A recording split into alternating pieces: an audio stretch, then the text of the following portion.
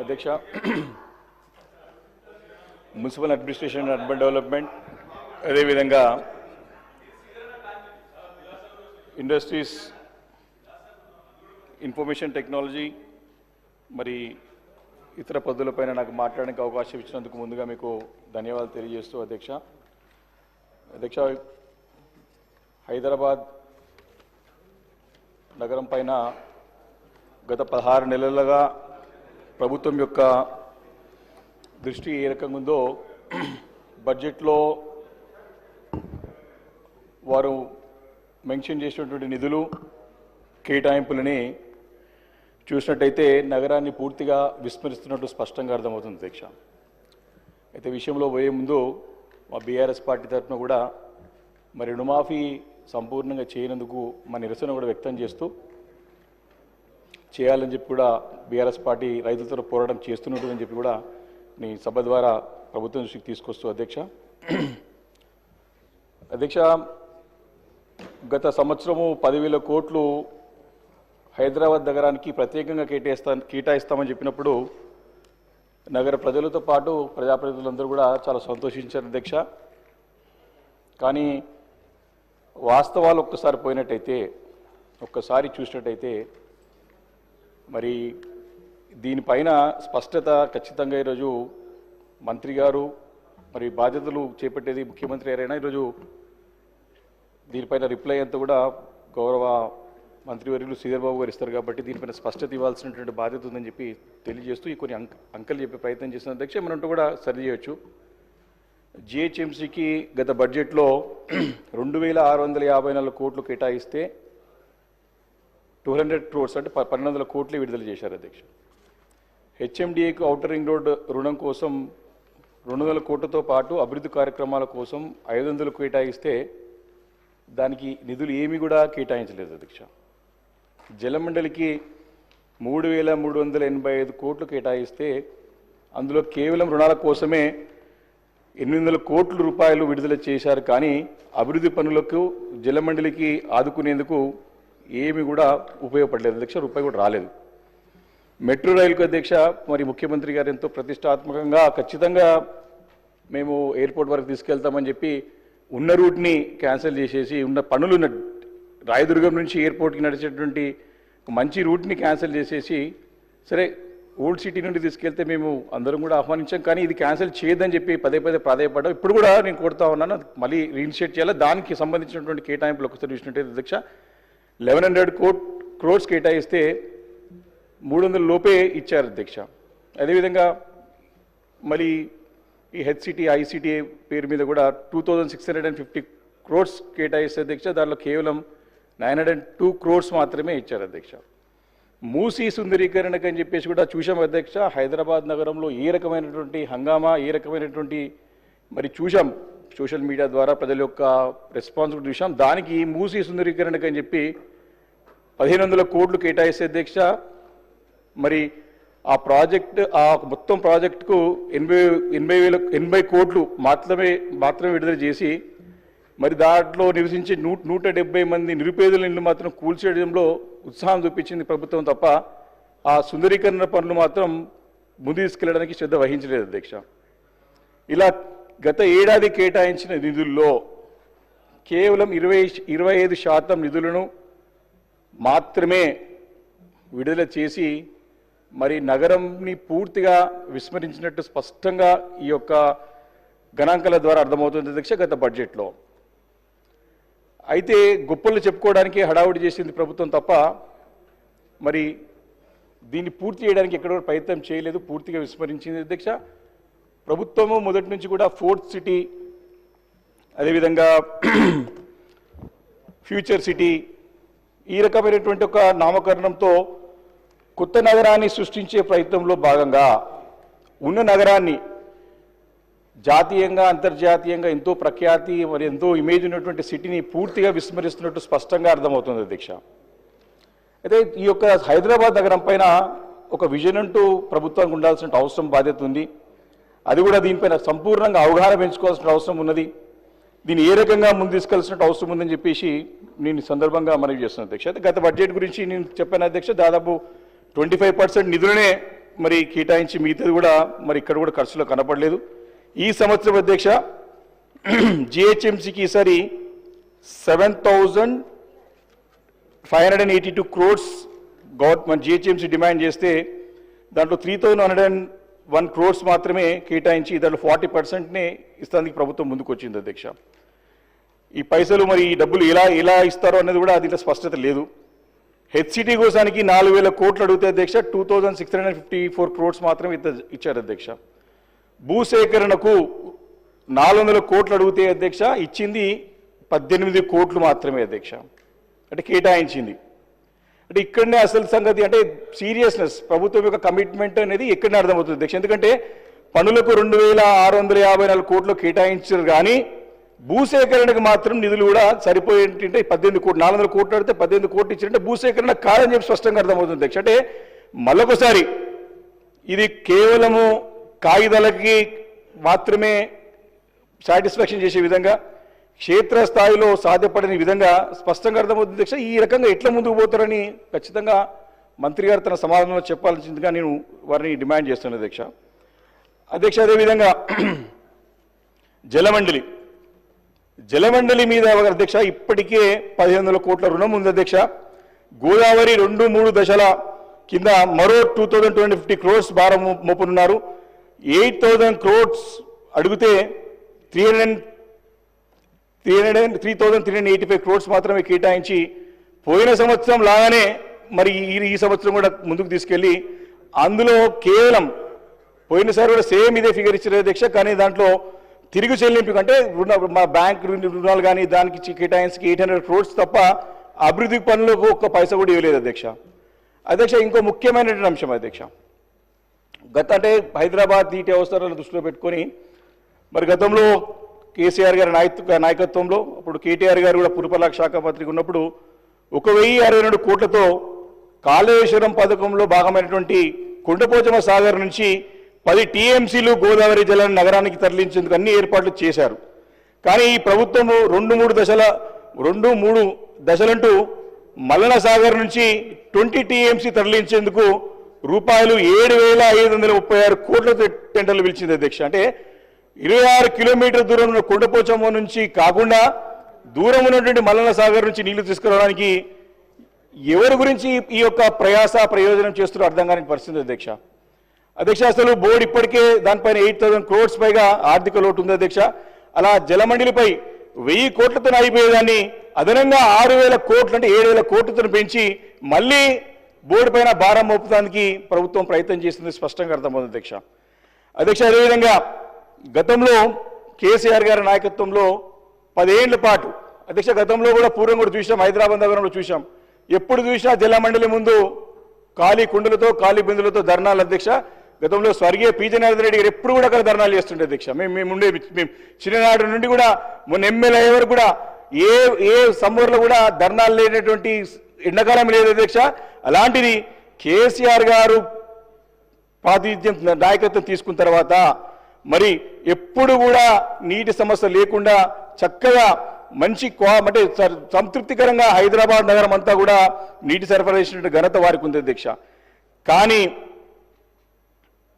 మరి గత ఏడాది వర్షాలున్నా మా నగరంలో నీటి అయితే ఎందుకు వస్తుంది అధ్యక్ష? ట్యాంకర్లు ఎందుకు పెరిగిపోయినాయి? ట్యాంకర్ల డిమాండ్ ఎందుకు పెరిగింది? ఎందుకు ప్రభుత్వం దీనిపైన చర్య తీసుకోవడం ముందుకు వెళ్తా ఉన్నారు? గతంలో వారానికి 10 రోజులు ఒకసారి నీళ్ళు వచ్చేటువంటి సందర్భాలు ఉండే, కానీ కేసీఆర్ గారి హయాంలో ఇక్కడ కూడా బాగా లేకుండా మరి దాని సమస్య పరిష్కరించి మరి ముందుకు వెళ్ళిన తరుణంలో ఈ సంవత్సరం మళ్ళీ పాత రోజులు గుర్తొచ్చే విధంగా కనపడుతోంది అధ్యక్ష. ప్రధానంగా ఈ యొక్క వ్యవస్థ నిర్వహణలో సక్రమంగా జరగట్లేదు అని స్పష్టంగా అర్థమవుతోంది. జలమండలి యొక్క వేసవి కార్యాచరణ ప్రణాళిక రూపొందించడానికి అడుగులేస్తలేదు. ఇప్పుడు అడుగుతనేమో ఎండలు నెల ముందే మొదలయ్యాయని చెప్పి మరి ప్రకృతి మీద నెపం మోపడానికి ప్రయత్నం చేస్తున్నట్టు స్పష్టంగా అర్థమవుతుంది అధ్యక్ష. నీటి వ్యవస్థ నిర్వహణ మరి సరైనటువంటి సమర్థత లేక ఈ నీటి సమస్యతోని నీటి యొక్క షార్టేజ్తోని హైదరాబాద్ ఒక బ్రాండ్ ఇమేజ్ కూడా దెబ్బతినడానికి అవకాశం ఉంది. కాబట్టి ఈ నీటి సమస్యని ఇమీడియట్గా పరిష్కరించడానికి మరి కార్యాచరణ రూపొందించాల్సిన అవసరం ప్రభుత్వం పైన ఉందని చెప్పి ఈ సందర్భంగా మనం చేస్తున్నాం అధ్యక్ష. గోదావరి 2-3 దశల్లో పూర్తయ్యేందుకు కనీసం 2-3 సంవత్సరాలు పడుతుంది అధ్యక్ష. Godavari second and third phase పూర్తి కావడానికి సుమారు 2-3 సంవత్సరాలు పడుతుంది. అందుకే ప్రభుత్వం గతంలో తక్కువ వ్యయంతో రోజుకు 60 మిలియన్ గ్యాలన్ల కృష్ణా జలాలను తరలించేందుకు ఒక వెసులుబాటు ఉంది. ఇప్పుడు నాగార్జున సాగర్ నుంచి 3 దశల్లో రోజుకు 270 మిలియన్ గ్యాలన్ల కృష్ణా వాటర్ వస్తున్నాయి అధ్యక్ష. ఈ పథకం రూపొందించే సమయంలో అప్పట్లే 20% ఎక్సెస్ వెసులుబాటు అంటే కుషన్ పెట్టుకున్నారు అధ్యక్ష. ఎందుకంటే ఎప్పుడైనా ఇట్లా సీరియస్ ప్రాబ్లం వస్తే మళ్ళీ స్కేర్ సిటీ ఉంటాయని. అంతే దాంట్లో భాగంగా ఒక పైప్ లైన్లో రోజుకు 90 million gallon తీసుకువస్తున్నారు.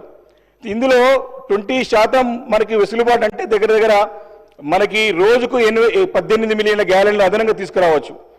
Water treatment plant సామర్థ్యం కూడా అదనంగా మనకు 20% ఉంది. ఇలా 3 దశల్లో అంటే 18 × 3 అంటే 54 మిలియన్ గ్యాలన్లు తీసుకురావచ్చు. ఇందుకు కేవలము ఖర్చు అయ్యేది 800 కోట్లు మాత్రమే. ఇవి ఖర్చు చేస్తే కోదండపూర్ నుంచి గుణగల్ మరి అక్కడ వరకు 4 పైప్ లైన్లు వేయవచ్చు. కేవలం 8 నెలల్లో పని పూర్తి అవుతుంది. అదేవిధంగా అధ్యక్ష నాగార్జున సాగర్ డెడ్ స్టోరేజ్ రావడంతో మళ్ళీ 5 crores పెట్టి అప్పుడే ఎమర్జెన్సీ మోటార్లు పెడుతున్నారు. ఇప్పుడు నాగార్జున సాగర్ నీళ్ళు డెడ్ స్టోరేజ్ వచ్చింది కాబట్టి మనకి ఎమర్జెన్సీ వాటర్ కావాలి కాబట్టి మోటార్లు పెడుతున్నారు. గతంలో కేసీఆర్ గారి నాయకత్వంలో 80% వరకు పనులు పూర్తి చేసినటువంటి సుంకిశాల పథకం పూర్తి అయితే డెడ్ స్టోరేజ్ కూడా నీళ్లు వచ్చేవి. ఇప్పుడు సుంకిశాల పూర్తి అయితే అధ్యక్ష 80% పూర్తయింది. ఇంకా 20% పూర్తి అయితే మనకి అదనంగా ఖర్చు లేకుండా ఖచ్చితంగా ఇప్పుడున్నట్టు ఆ సుంకిశాల నుంచి వాటర్ రాయడానికి అవకాశం ఉండే. కానీ ఈస్ట్ ఇండియా కంపెనీగా పిలువబడే మెగా కంపెనీ వారికి నిర్వాహకం వల్ల ప్రభుత్వం నిర్లక్ష్యం వల్ల సుంకిశాల రీటైలింగ్ వాళ్ళు కుప్ప ఊలింది. నేను అడుగుతున్నాను అధ్యక్ష ఈ సందర్భంగా మీ ద్వారా మంత్రి గారిని, మరి ఎందుకు మెగా కంపెనీ మీద ఎలాంటి చర్య తీసుకోలేదు? వాళ్ళు తీసుకుంటే ఏం చర్య తీసుకున్నారు? లిఖితపూర్వకంగా మేము కూడా అడిగినాం కానీ దానికి సమాధానం లేదు. ఆర్టీఐలో అడిగినాం దానికి రిప్లై లేదు. మరి ఎమర్జెన్సీ మోటార్లకు అయ్యే ఖర్చు ఆ మెగా కంపెనీ భరించాలి. వాళ్ళ తప్పిదంతో మరి వారి తప్పిదంతో అయింది కాబట్టి ఎమర్జెన్సీ మోటార్లు పెడుతున్నందుకు ఖర్చు కూడా అంతా కూడా మెగా కంపెనీ చేయాల్సినటువంటి అవసరం ఉందని చెప్పి సందర్భంగా మనకి చేస్తున్నారు అధ్యక్ష. కాబట్టి నీటి సమస్య మరి గతంలో లేదు, ఉండేదాన్ని పరిష్కరించి మరి ముందుకొచ్చే తరుణంలో మళ్ళీ కొత్తగా నీటి సమస్య మరి స్పష్టంగా కనపడుతుంది అధ్యక్ష. అదేవిధంగా హెచ్ఎండిఏ అధ్యక్ష గతంలో కేసీఆర్ గారి నాయకత్వంలో గత ప్రభుత్వంలో నెలవారీగా హెచ్ఎండి ఆదాయం సుమారు 120 నుంచి 150 కోట్ల వరకు ఉండేది అధ్యక్ష. భవన నిర్మాణ అనుమతులతోనే మెజారిటీ ఆదాయం వచ్చేది. కానీ గడిచిన 7 ఏళ్ల కాలంగా హెచ్ఎండి ఆదాయం నెలకు 50 కోట్ల కంటే తక్కువగా పడిపోయింది. అంటే దీని యొక్క సంస్థ యొక్క నిర్వహణ దాని యొక్క మెయింటెనెన్స్గా సరిపోతుంది అధ్యక్ష. ఎందుకు ఈ రకంగా పడిపోయింది అని ఖచ్చితంగా సమాధానం చెప్పాల్సిన అవసరం ఉంది అధ్యక్ష. ఇప్పుడు హెచ్ఎండిఏ చేతిలో సుమారు 23,000 కోట్ల రూపాయలతో ప్రాజెక్టులు చేయాల్సినటువంటి బాధ్యత వారు తీసుకున్నారు అధ్యక్ష. హెచ్ఎండిఏ చేతులు ఎలివేటెడ్ కారిడార్లు, కోత్వాల్గూడ పార్కు, లింక్ రోడ్లు, మాస్టర్ ప్లాన్ రూపకల్పన, చెరువుల సుందరీకరణ ఇలాంటి పనులు దగ్గర 23,000 కోట్ల రూపాయలు అవసరం ఉన్నాయి. మరి ఏ రకంగా చేస్తారు? 200 కోట్ల రూపాయల ఆదాయం ఉండేది మనకి 50 కోట్లకు నెలకు పడిపోయిందంటే దీనికి బాధ్యత ఎవరు తీసుకుంటారు? దీనికి కారణం ఏందో చెప్పాల్సిన అవసరం ఎంతైనా ఉందని చెప్పి మనవి చేస్తున్నాను అధ్యక్ష. హెచ్ఎండిఏకి ఆదాయం తగ్గిపోయింది పూర్తిగా, ప్రభుత్వం కూడా ఇస్తలేదు. అందుకే భూములు అమ్ముకోమని చెప్పేసి ప్రభుత్వం డైరెక్ట్గా చెప్తున్నట్టు స్పష్టంగా అర్థమవుతుంది అధ్యక్ష. భూములు అమ్మి తీసుకుందామంటే ఈ హైడ్రా పుణ్యమా అని చెప్పేసి రియల్ ఎస్టేట్ మొత్తం పడిపోయి మరి ఏ రకంగా పరిస్థితి ఉందో హైదరాబాద్ నగర ప్రజలకి రియల్ ఎస్టేట్ వ్యాపారం ప్రతి ఒక్కరు కూడా తెలుసు అధ్యక్ష. హెచ్ఎండిఏ పరిధిలో దాదాపు 3,000 చదరపు కిలోమీటర్ల పెంచడానికి ప్రయత్నం చేసి ఆల్రెడీ మరి ఇదే యొక్క దీంట్లో మరి దాన్ని గురించి చర్చ పెట్టి బిల్లు కూడా తీసుకొచ్చిన సంగతి చూసాం అధ్యక్ష. మరి కాగితాల మీదనే పెంచితే సరిపోదు, మరి సిబ్బంది మౌలిక వసతులు కల్పించి దాని తర్వాత ఈ యొక్క ఎక్స్పాన్షన్ చేస్తే బాగుంటుంది తప్ప లేకపోతే మాత్రం తాములలు ఇచ్చాం తనుకు చావండి అన్నట్టుగా నడుస్తుంది అధ్యక్ష. ఇది ఖచ్చితంగా దీన్ని చేయొద్దు, చేస్తే అన్ని కూడా సైంటిఫిక్గా చేయాల్సిన అవసరం ఉందని చెప్పి సందర్భంగా మనవి చేస్తున్నాను అధ్యక్ష. ఈరోజు చూసినట్టయితే మరి కరెంట్ సమస్య కూడా హైదరాబాద్ నగరంలో డిమాండ్ పెరుగుతూ ఉంది. ఈరోజు కరెంటు కూడా పోతా ఉంది. గతంలో 24 hours నాణ్యమైన విద్యుత్ హైదరాబాద్ నగరానికి ఇచ్చి మరి ఆ రోజు సమస్యను పరిష్కరిస్తే మళ్ళీ కొత్తగా స్టార్ట్ అయింది అధ్యక్ష. ఇప్పుడు పనులు ఎందుకు స్టార్ట్ అయిందంటే మరి దీని వినియోగం ఆల్మోస్ట్ ఎంత పెరిగింది అధ్యక్ష? ఈ మార్చిలోనే సగటు వినియోగము దాదాపు 80 MUలకు చేరింది అధ్యక్ష. అంటే 3700 megawattsకి వినియోగం వచ్చింది అధ్యక్ష. గతంలో కేసీఆర్ గారి నాయకత్వంలో గ్రేటర్ గ్రిడ్ని రూపొందించుకునేందుకు దానిపై ఇప్పుడు ఎంత భారం పెరిగినా కరెంటు వస్తుంది. ఎందుకంటే ప్రతి నెల వినియోగం ప్రతి సంవత్సరం కూడా 10 to 15% పెరుగుతుంది అధ్యక్ష. అందుకు అనుగుణంగా కొత్త సబ్స్టేషన్లు, ట్రాన్స్ఫార్మర్లు, లైన్లు వేయాలి. కానీ ఇప్పుడు ప్రభుత్వం మాత్రము అసలు వేసవి కార్యాచరణ రూపొందించలేదు, అమలు చేయలేదు, ప్లాన్ ఆఫ్ యాక్షన్ లేదు, ఇంప్లిమెంటేషన్ కూడా చేయడానికి ప్రయత్నం చేస్తలేదు అధ్యక్ష. అందుకే గతంలో లేక 24 hours కరెంటు ఉండటం లేదు అధ్యక్ష. గ్రేటర్ పరిధిలో 72 సబ్స్టేషన్లు ఏర్పాటు చేయాలని ఏడాదిన్నర కిందటనే అధికారులు ప్రతిపాదనలు పెట్టారు. గతంలో 1-2 సబ్స్టేషన్ల కోసం టెండర్లు పిలిచేవాళ్ళు అధ్యక్ష. సబ్స్టేషన్ ఎక్కడ అవసరం ఉంటే అప్పటికప్పుడు 1, 2, 3 ఎన్ని అవసరం ఉంటే అప్పుడు టెండర్లు పిలిచేవారు అధ్యక్ష. దీంతో చిన్న కాంట్రాక్ట్ సరే వాళ్ళు పనులు చేసుకుంటుంటే తగ్గించుకొని పూర్తి చేస్తుండే, అక్కడిక్కడ సమస్య పరిష్కరిస్తూ ఉండే. కానీ గత ఏడాది ఈ టెండర్లను ఆపేసారు అధ్యక్ష. సబ్స్టేషన్లకి 1, 2, 3, 4 సబ్స్టేషన్లు పెడతాం కానీ దాన్ని ఆపేసి దక్షిణ డిస్కం పరిధిలోని 200 పైగా సబ్స్టేషన్లు కలిపి ఒకేసారి టెండర్లు పిలిచారు. మరి ఆ ఒక కంపెనీకి వచ్చింది అధ్యక్ష, గిట్టుబాటు కాలేదని చెప్పేసి మళ్ళీ వెనక్కిపోయింది అధ్యక్ష. 2 సార్లు టెండర్ పిలిపించారు అధ్యక్ష. అధికారులు టెండర్లు పిలిచి చేతులు నిలుపుకున్నారు. ఈలోగా ఎండాకాలం వచ్చింది. మళ్ళీ కొత్త సబ్స్టేషన్లు లేక ఫీడర్లపై భారం పెరిగి ఐటీ కారిడార్లో కానీ ఈ యొక్క కరెంట్ షార్టేజ్, కరెంట్ పోవడము స్టార్ట్ అయింది అధ్యక్ష. 2 గంటలు ఈ యొక్క ఐటీ కార్డు ఎప్పుడు మనం నిరంతరం ఇచ్చేది అధ్యక్ష. ఈ 200 సబ్స్టేషన్లు ఒకటేసారి పిలవాలని చెప్పేసి ఆ కంపెనీకి లాభపడాలని చెప్పేసి ఎందుకు ప్రయత్నం చేస్తుంది ప్రభుత్వం అని చెప్పి స్పష్టంగా అడుగుతున్నాం అధ్యక్ష. మరి కంపెనీ అనుకున్న వ్యక్తులు పెద్ద వ్యక్తులు అధ్యక్ష, నేను పేరు చెప్పలేను, బాగుండవు చెప్తే కూడా బాధ్యత గల పదవిలో ఉన్నారు వారు. వారికి లాభం చేయడానికే మరి చేస్తున్నారా, ప్రజలు పట్టించుకోరా అని చెప్పేసి సందర్భంగా నేను అడుగుతా ఉన్నాను అధ్యక్ష. సింపుల్గా ఈరోజు హైదరాబాద్ నగరంలో రోజుకి పెరుగుతున్న డిమాండ్ తగ్గట్టు ప్రభుత్వం స్పష్టంగా ముందు పోయినట్టు కనపడుతుంది అధ్యక్ష. ఎందుకంటే హెచ్సిటీ కింద ప్రభుత్వము ప్రతిష్టాత్మకంగా పనులు ప్రారంభించింది. కానీ పర్సూయెన్స్ లేదు, ఫాలోఅప్ లేదు, సమీక్షలు లేవు. ఇది హైదరాబాద్ నగరం అంటే అధ్యక్ష దీన్ని వైబ్రెంట్ సిటీ అధ్యక్ష. ఎప్పటికప్పుడు దీనిపైన మనం దృష్టి కేంద్రీకరించుకొని దీన్ని సమీక్షలు చేస్తుంటేనే పనులు ముందు పోతాయి అధ్యక్ష. బాధాకరమైన విషయం ఏంటంటే ఇంత పెద్ద హైదరాబాద్ నగరానికి చెందినటువంటి ఒక మంత్రి లేడు అధ్యక్ష. అంతో ఇంత ఉందంటే మాకు ఉమ్మడి రంగారెడ్డి జిల్లాకి ఉంది, మీరే అధ్యక్ష. మాకు బాధ ఎందుకంటే అధ్యక్ష ఈ పనులు చేసిరు, కేటాయించరు, కానీ పనులు ముందుకు పోతలేదు. ఉదాహరణకు మా దగ్గరనే ఫాక్సాగర్ రోడ్, మా ఇంటి పక్కకే ఫాక్సాగర్ రోడ్ ఉంటుంది అధ్యక్ష. 100 feet రోడ్ శాంక్షన్ అయింది గతంలో, కానీ 100 feet పాసిబిలిటీ లేదు. దాన్ని 40 feet చేయమని చెప్పేసి అధికారులకు చెప్పినా పట్టించుకుంటలేరు. 100 feet గతంలో తీసుకున్నారు, బట్ అది ఫీజిబిలిటీ లేదు. అక్కడ ఒక పక్క బండి ఉంటుంది, ఒక పక్క ఇండ్లు ఉంటాయి, కోర్టుల కేసులు పోయి పండింగ్ పడిపోతుంది అది. కాబట్టి హెచ్సిటీ కింద ఇంత పెద్ద ఎత్తున మీరు ప్రతిష్టాత్మకంగా తీసుకొని దగ్గర 7,000 కోట్లతో పనులు ప్రారంభించి కానీ పనులు ముందుకు పోకపోతే ఎవరికి నష్టం అధ్యక్ష? అది డైరెక్ట్గా ప్రజలకు నష్టం, ప్రభుత్వానికి కూడా చెడ్డ పేరు, బాధ్యత తీసుకుంటే ఎమ్మెల్యేలకి అయినా కూడా ప్రజాప్రతినిధులకు కూడా చెడ్డ పేరు. కాబట్టి నేను కోరేది ఒకటే అధ్యక్ష, మీరు రెగ్యులర్గా ఎప్పటికప్పుడు కూడా దీనిపైన సమీక్షలు పెట్టండి, దీనిపైన ఆన్సర్ చేయండి, దీనిపైన మాకు తెలియజేయండి అని చెప్పేసి సందర్భంగా కోరుతున్నాను అధ్యక్ష. ఎస్ఎన్డిపి పనులు కూడా గతంలో ప్రారంభించే హెచ్సిటీ కింద తీసుకున్నారు. గతంలో సెకండ్ ఫేజ్ కింద మిగిలిపోయిన పనులన్నింటి కూడా ముందుకు తీసుకెళ్లాలని చెప్పేసి కోరుతా ఉన్నాను అధ్యక్ష. హెచ్ఎండిఏలో ఎలివేటెడ్ కారిడార్స్ ముఖ్యమంత్రి గారు రేవంత్ రెడ్డి గారే వారి చేతుల మీద స్వహస్తాల మీదనే గత సంవత్సరం పార్లమెంట్ ఎన్నికల ముందు ఎలివేటెడ్ కారిడార్స్ ప్యారడైజ్ నుంచి అటు బోయినపల్లి చెక్ పోస్ట్ వరకు, అదేవిధంగా షామీర్పేట రోడ్లో 2 ఎలివేటెడ్ కారిడార్స్కి స్టోన్ వేసి కొబ్బరికాయ కొట్టారు అధ్యక్ష. ఏ పనులు జరుగుతున్నాయో ఎప్పుడు కూడా అర్థమవుతలేదు. ఇప్పటికీ ఆఫీసర్ని అడిగితే సర్వే జరుగుతూ ఉంది, సంవత్సరం అయిపోయింది అధ్యక్ష, ఎప్పటి లోపల పూర్తి చేస్తారు?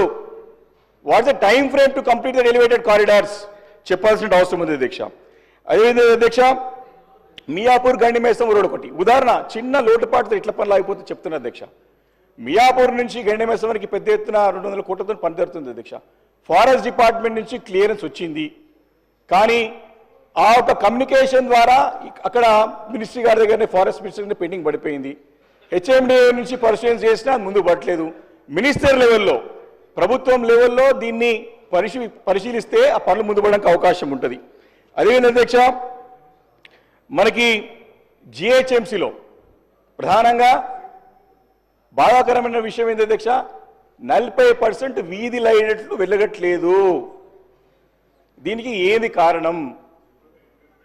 దీని పెండింగ్ బిల్లు పెండింగ్ పెడితే కట్టరా లైట్ చీకట్లు ఉన్నాయి అధ్యక్ష. దాంతో యాక్సిడెంట్స్ అవుతున్నాయి, దాంతో ప్రాణ నష్టం జరుగుతూ ఉంది. 40% ఇంత బ్రాండ్ ఇమేజ్ ఉన్న సిటీలో 40% స్ట్రీట్ లైట్స్ వెలగట్లే అంటే సంవత్సరం నరగా వస్తుంది కొత్త ప్రభుత్వం వచ్చి. ఇంకా పాత ప్రభుత్వం నెప్పమొప్పి ఇంకా పనులు ముందుకు కొనసాగించడం కరెక్ట్ కాదు. 40% స్ట్రీట్ లైట్స్ వెలగట్లేదు. దీనిపైన స్పష్టంగా మంత్రి గారు సమానం ఇచ్చి వాటిని రెక్టిఫై చేసే ప్రయత్నం చేయాలని చెప్పి కోరుతా ఉన్నాను అధ్యక్ష. అదేవిధంగా అధ్యక్ష, సీసీటీవీ కెమెరాస్ కూడా దాదాపు 10 లక్షల సీసీటీవీ కెమెరాస్ అంతా కూడా నగరం అంతా కూడా ఆ రోజు అమర్చి లా అండ్ ఆర్డర్ కంట్రోల్ చేయాలని చెప్పేసి ప్రయత్నం చేశారు అధ్యక్ష గతంలో మా ప్రభుత్వంలో కేసీఆర్ గారి నాయకత్వంలో. ఆ ఒక సీసీటీవీ కెమెరాస్ మెయింటెనెన్స్ లోపం వల్ల కూడా పోలీస్ డిపార్ట్మెంట్ కూడా ఇబ్బంది పడుతుంది అధ్యక్ష. దానిపైన కూడా నిర్ణయం తీసుకుని సీసీటీవీ కెమెరాస్ కూడా మెయింటైన్ చేయాల్సిన అవసరం ఉందని చెప్పి సందర్భంగా మనవి చేస్తా ఉన్నాను అధ్యక్ష. అధ్యక్ష, పారిశుద్ధ కార్మికుల వేతనాలు కూడా మరి చాలా తక్కువ ఉన్నాయని చెప్పి గతంలో ముఖ్యమంత్రి గారు కేసీఆర్ గారి నాయకత్వంలో 7,000 నుంచి దాన్ని 11,000, 12,000 చేసి మరి వారి యొక్క దాతలు చాటుకున్నారు.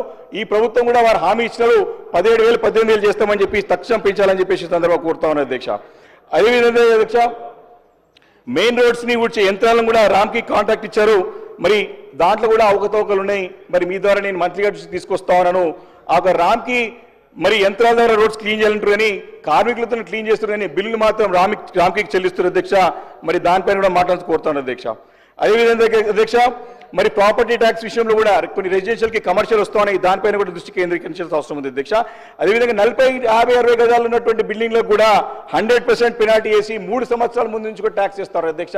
దాని పట్ల కూడా నేను కమిషనర్ గారికి, జోనల్ కమిషనర్ దృష్టికి తీసుకెళ్లాను. దాన్ని కూడా తక్షణం మరి ఒక శాశ్వతంగా పరిష్కారం ఇవ్వాలి. 40 గజాలు, 50 గజాలు కూడా పెనాల్టీ వేయడం, వారికి 3 సంవత్సరాల నుంచి కూడా ట్యాక్స్ వేయడం కరెక్ట్ కాదని చెప్పి సందర్భంగా మనం చేస్తాను అధ్యక్ష. డాగ్ మెనస్ కూడా గతంలో చెప్పాము అధ్యక్ష. డాగ్ మెనస్, కుక్కల యొక్క బెడద ఎక్కువన్నది, దాన్ని నియంత్రించడానికి, దాన్ని కంట్రోల్ చేయడానికి కూడా ప్రయత్నం చేయాలని చెప్పి సందర్భంగా కోరుతా ఉన్నాను అధ్యక్ష. మెట్రో, హైదరాబాద్ మెట్రోకి ఇప్పుడు మీరు కేటాయించిన నిధులతో పెడితే ఎన్ని సంవత్సరాలు పూర్తవుతుంది? మెట్రో గతంలో మీరు చెప్పినారు మేము నార్త్ సిటీకి కావాలని చెప్పేసి మీ 4th సిటీ తీసుకుపోతా అని చెప్పారు ముఖ్యమంత్రి గారు.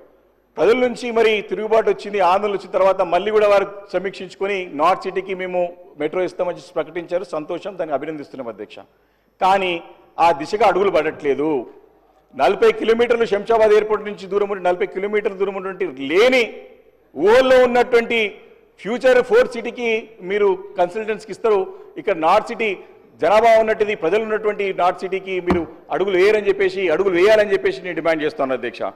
అదేవిధంగా కాలుష్యము హైదరాబాద్ నగరంలో వాహన కాలుష్యం కదా అధ్యక్ష, ఇండస్ట్రియల్ పొల్యూషన్ కూడా పెరిగిపోయింది రోజు రోజుకి. ఎందుకు ఇది ఈ యొక్క దుస్థితి వచ్చింది అధ్యక్ష?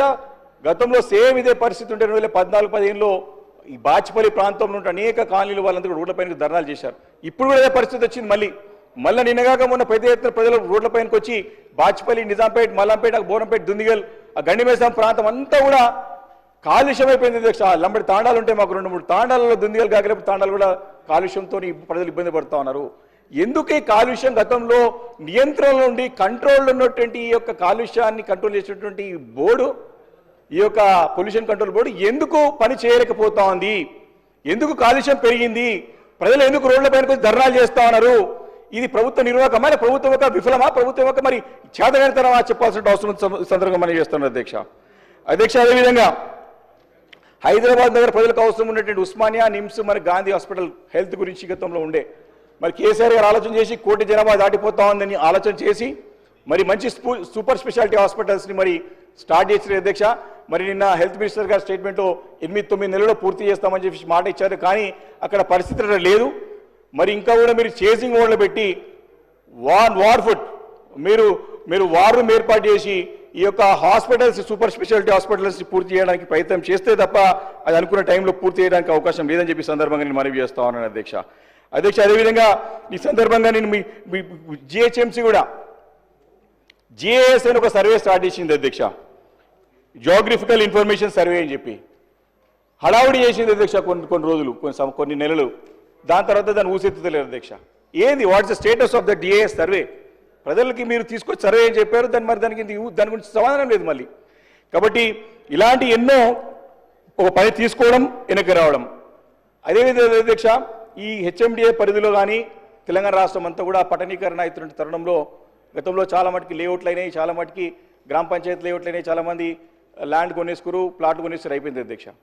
ప్రభుత్వం మరి ఈ వారం రోజులు చూస్తూ ఉన్నాం ఎల్ఆర్ఎస్ స్కీమ్తో ముందుకు వచ్చింది. గతంలో ప్రభుత్వ పెద్దల యొక్క స్లోగనే, గతంలో అపోజిషన్ పార్టీలో ఉన్నటువంటి నాయకులు ముఖ్యమంత్రి గారు కానీ ఉత్తమ్ కుమార్ రెడ్డి గారు పెద్దలు కానీ అదేవిధంగా సీతక్క గారు కానీ నో ఎల్ఆర్ఎస్ నో బీఆర్ఎస్ అన్నారు అధ్యక్ష. నేను రిక్వెస్ట్ చేస్తా ఉన్నా, ఎల్ఆర్ఎస్ తీసుకురావడం సంతోషమే, మీరు ఇచ్చిన మాట ప్రకారమే ఎల్ఆర్ఎస్ ఉచితంగా చేస్తామని చెప్పి మాట ఇచ్చారు. మాట కట్టుబడి మరి మడమ తిట్టని పార్టీ అని చెప్తారు కాబట్టి మడమ తిప్పకుండా మీరు మాట నిలబెట్టుకోవాలని చెప్పేసి బీఆర్ఎస్ పార్టీ డిమాండ్ చేస్తుంది అధ్యక్ష. అదేవిధంగా 2 BHKలు దాదాపు నగరం శివార్లో మొత్తం చాలా పెద్ద ఎత్తున 2 BHK హౌస్ డిగ్నిటీ హౌసింగ్ వచ్చాయి అధ్యక్ష. చాలా పూర్తయినాయి, చాలా ఇండ్లు నివాసం కూడా ఉంటా ఉన్నారు. దాంట్లో నేను రిక్వెస్ట్ చేస్తున్నది అధ్యక్ష, అక్కడ వారికి గ్రేవ్ యార్డ్స్ కానివ్వండి, అమ్యూనిటీస్కి కొన్ని ప్లేస్ తీసుకున్నా కానీ గ్రేవ్ యార్డ్స్కి మరి హిందూ ముస్లిం క్రిస్టియన్ గ్రేవ్ యార్డ్స్కి స్థలాలు కావాలా, టెంపుల్ మాస్ చర్చ్ కూడా స్థలాలు కావాలా. నేను మీ ద్వారా మంత్రిగా రిక్వెస్ట్ చేస్తా ఉన్నాను, ఇమీడియట్గా రెవెన్యూ అథారిటీస్కి మీరు డైరెక్షన్స్ ఇచ్చి వారి సరిపడా స్థలాలన్నీ కూడా సేకరించి వాటికి ఇచ్చినట్టయితే ప్రజలందరూ ఇబ్బంది పడుతూ ఉన్నారు. చనిపోతే ఎందుకంటే దాని నివాసం ఉంటున్నారు అక్కడ, మనం చనిపోతే ఎక్కడ పోయాలా, ఒక స్థానికులు వారిని అంటే ఎవరికి పరిమితులకు ఉంటాయి కాబట్టి ఇది చాలా సీరియస్ ఇష్యూ కాబట్టి దాన్ని అడ్రస్ చేసి దీన్ని పరిష్కారం చూపెట్టాలని చెప్పేసి మీ ద్వారా మంత్రి గారికి కోరుతా ఉన్నాను అధ్యక్ష. అదేవిధంగా మనకి హెచ్ఎండిఏ పరిధిలో ఉన్నటువంటి కొన్ని స్థలాలని గతంలో సరే అప్పుడు జర్నలిస్టులకు కానివ్వండి వీళ్ళందరికీ ఇచ్చింది, కానీ ఆ సుప్రీంకోర్టులో వచ్చి పెండింగ్ పడినటువంటి మాట మన దృష్టికి వచ్చింది. అయితే జవహర్లాల్ నెహ్రూ సొసైటీ ద్వారా ల్యాండ్ వచ్చి నిజాంపేటలో వాళ్ళకి కేటాయింపబడితే ఇప్పుడు మేమే సహకారం అందించి వారికి పొజిషన్ కూడా చేయించడానికి సహకారం అందించాము అధ్యక్ష. అయితే ఇప్పుడు కొంపల్లిలో సెంట్ యాన్ స్కూల్ పక్క కూడా సర్వే నెంబర్ 25 పార్ట్లో ఇవ్వడం జరిగింది. అయితే దాని వెనకాల చాలా కాలనీస్ ఉన్నాయి. అక్కడ నుంచి న్యాచురల్ స్ట్రీమ్ డ్రైనేజ్ సిస్టమ్ కానీ స్ట్రాంగ్ వాటర్ డ్రైన్ కానీ దాంట్లో కొని ఆ ల్యాండ్లోంచి వెళ్తూ ఉంది, న్యాచురల్ వ్యాల్యూ ఉంది. హెచ్ఎండబ్ల్యూఎస్ దానికి సంబంధించినటువంటి సుమారు కొన్ని కోట్ల రూపాయలు మంజూరు చేసింది, కానీ హెచ్ఎండిఏ దానికి ఎన్ఓసి ఇస్తలేదు. రోడ్డు, డ్రైనేజు, ఎలక్ట్రిసిటీ మరి ఇవన్నీ కూడా ఎమర్జెన్సీ సర్వీసెస్ కాబట్టి అది అవసరమే. అక్కడ ఇంకా ప్రజలు ఇబ్బంది పడుతున్నారు, దాన్ని పరిష్కరించాల్సిందిగా నేను సందర్భంగా కోరుతా ఉన్నా అధ్యక్ష. ఈరోజు రియల్ ఎస్టేట్ గురించి తప్పకుండా చెప్పాల్సిన అవసరం ఉంది అధ్యక్ష. నేను గత అసెంబ్లీ సమావేశాల్లో కూడా నేను మంత్రి గారు కూడా చెప్పాను, సార్ మీరు తీసుకున్న నిర్ణయాలు కొన్ని నిర్ణయాలతో సరే కొన్ని నిర్ణయాలు ఇండస్ట్రియల్గా వచ్చే పెట్టుబడులకి ఇబ్బంది ఉన్నా ఈ హైడ్రా అనే దానితో ఈ రియల్ ఎస్టేట్ పూర్తిగా ఇబ్బంది పడుతుందని చెప్పి మరి గతంలో చెప్పడం జరిగింది అధ్యక్ష. మా దగ్గర వేణుగోపాల్ రెడ్డి అనే బిల్డర్ అధ్యక్ష, వారి సిస్టర్కి గత అసెంబ్లీ ఎలక్షన్స్లో ఫోన్ చేసి మనం ఈసారి మనం కాంగ్రెస్ పార్టీకి ఓటేయాలని చెప్పేసి వాళ్ళ సిస్టర్కి చెప్తే సిస్టర్ ఎందుకు అని వాళ్ళ బ్రదర్ని అడుగుతుంది అధ్యక్ష, బిల్డర్ని. మనం మార్పు కావాలి అని చెప్పేసి ఆయన చెప్తాడు అధ్యక్ష. వేణుగోపాల్ రెడ్డి మొన్న చనిపోయింది అధ్యక్ష, ఆత్మహత్య చేసుకున్నాడు. మేము వారింటికి నేను హరీష్ రావు గారు అందరం కలిసి వెళ్ళి అడిగినాం అధ్యక్ష. ఆమె అన్నది కొంపల్లి అధ్యక్ష, గుండ్లపోచంపల్లి, అది అందరూ కూడా తెలుసు. అడిగిన తర్వాత ఆ సోదరిమని చెప్తుంది, మా తమ్ముడు ముఖ్యమంత్రి అంటే రేవంత్ రెడ్డి గారి పేరు నమ్మకంతో మార్పు కావాలని చెప్పి నన్ను కాంగ్రెస్ పార్టీకి ఓటేయమన్నాడు, కానీ వాడి మార్పు వాని ప్రాణాన్ని తీసుకోవడం వరకు వస్తుందని చెప్పేసి మేము ఊహించలేదని చెప్పేసి తన బాధను వ్యక్తం చేసింది అధ్యక్ష. నేను ఆ స్టేట్మెంట్ కూడా ఎందుకు చెప్తున్నానంటే అధ్యక్ష, ఆ స్టేట్మెంట్ కూడా నేను మీ ద్వారా వారికి పంపిస్తాను అధ్యక్ష, చూసుకోమని వచ్చే అధ్యక్ష. దాని గురించి నేనేమంటాను అధ్యక్ష, కొన్ని నిర్ణయాలు ప్రజల్లో వచ్చేటువంటి రివర్స్ ప్రజల్లో వచ్చే ఇబ్బందుల గురించి వారు చెప్పాల్సిన అవసరం ఉంది కాబట్టి నేను చెప్తున్న అధ్యక్ష, తెలుసుకోవాల్సిన అవసరం ఉందని చెప్పి సందర్భంగా నేను మనవి చేస్తున్నాను అధ్యక్ష. అదేవిధంగా మనకి కొన్ని మున్సిపాలిటీలలో కూడా మనకి దగ్గర దగ్గర TUFIDC ఫండ్స్ గతంలో శాంక్షన్ అయ్యింది అధ్యక్ష. ఉదాహరణకి చాలా మున్సిపాలిటీకి శాంక్షన్ అయ్యి, ఇప్పుడు ఉదాహరణకి మా ఒక సహచర శాసనసభ్యుడు మరి డాక్టర్ సంజయ్ గారి కాన్స్టిట్యున్సీలో ఉన్నటువంటి కోరట్ల కానీ మెట్పల్లి మున్సిపాలిటీలకి 15 కోట్లు 15 గంటలు శాంక్షన్ అయినా మరి పనులు ముందు కాకుండా అయిపోయినాయి. TUFIDC ఎక్కడైతే నిధులు గతంలో మంజూరైనాయో అన్ని మున్సిపాలిటీలకు కూడా మీరు ముందుకు తీసుకెళ్లాల్సిన అవసరం ఉందని చెప్పి సందర్భంగా మనం చేస్తున్నాను అధ్యక్ష. పెట్టుబడులు, అదేవిధంగా పెట్టుబడుల విషయం వచ్చేసరికి అధ్యక్ష చాలా సంతోషం. మరి గతంలో దావోస్లో 4 సబ్జెక్టులు మాట్లాడుతున్నారు బ్రదర్. గతంలో మనకి 40,000 కోట్లు పెట్టుబడులు వచ్చినాయని చెప్పేసి మంత్రి గారు ప్రకటించారు అధ్యక్ష. రెండోది 178,000 కోట్లు దాదాపు వచ్చినాయని చెప్పేసి కూడా మరి వారి యొక్క స్టేట్మెంట్లో చూసాం అధ్యక్ష. దీంతో పాటు వస్తే సంతోషమే, ఆహ్వానిస్తాం, రావాలి, రాష్ట్రం బాగుండాలని కోరుకునే వాళ్ళలో ముందుండేది బీఆర్ఎస్ పార్టీ, ముందుండే పార్టీ మా పార్టీ అధ్యక్ష. మరి మనకి తెలంగాణ నుంచి కార్నింగ్, కేన్స్, ప్రీమియర్ ఎమర్జెన్సీస్ ఇవి మన రాష్ట్రం నుంచి వేరే రాష్ట్రాలకు పోవడం వెనుక కారణం ఏంటిదో మరి ప్రభుత్వం చెప్పాల్సిన అవసరం ఉంది అధ్యక్ష. క్యాన్సిలేషన్ ఆఫ్ ఫార్మాసిటీ అంటే ఫార్మాసిటీ రద్దు, ఫార్ములా కార్ రేస్ రద్దు, రాయదుర్గం నుంచి ఎయిర్పోర్ట్కి మెట్రో రద్దు. ఈ నెగటివ్ ఇంపాక్ట్స్ చాలా స్పష్టంగా కనపడి మరి ఈ యొక్క 3 కంపెనీలు మరి పోతందుకు కారణమయ్యాయా, ఇంకా ఏమైనా కారణాలు ఉన్నాయా, రీజన్ మనకి దానికి ఎందుకు 3 కంపెనీలు పోయినాయో అధ్యక్ష. అదేవిధంగా మనకి గతంలో మరి మంత్రి గారు ఇప్పుడు ఐటీ మరి ఇండస్ట్రీస్ మినిస్టర్గా శ్రీధర్ బాబు గారే ఉన్నారు.